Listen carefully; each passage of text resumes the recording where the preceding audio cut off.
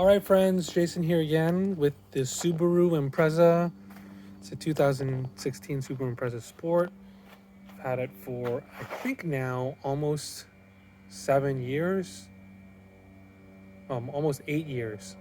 And at this time, at least in California, I have to go through a smog check, right? And so I went to the smog guy and I just pulled up and I said, "Do I need an appointment?" He's like, "No." And he's like, "Is it modified?" Because I think he just saw my headlights. And I said, "It's a little bit modified." And so I popped the hood, and he was looking around. Part of the smog inspection requires a visual inspection, right, of the engine, and then they also do a visual tailpipe smoke inspection if you're like pumping out white or black smoke or blue smoke or whatever. And then I think another one is they actually put something on the tailpipe to measure like carbon monoxide and things like that. So I talked to the guy, and the guy said basically, I'm not gonna smog check your car because it's modified. And I'm like, or if anything in here is carb legal, you need to show me the. He said you need to show me the carb certification.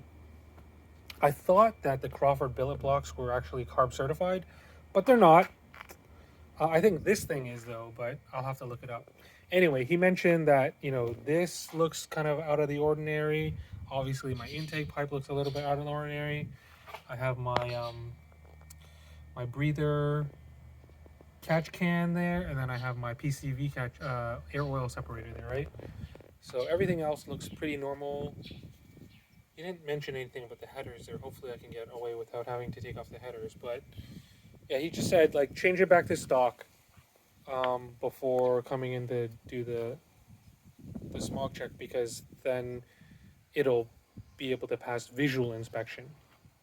So what that means for me, I guess, is that I'm going to be having to unbolt a lot of things here. Primarily, it's going to be returning my intake back to the stock intake. So I'm going to have to change out my air box and my pipe there. And then I'm going to have to remove my billet power blocks, and then just return if anyone hasn't done it before, it's basically those things down there, and then there's this EGR pipe back here, which you can see. So this is this pipe here. I don't know if you guys can see that.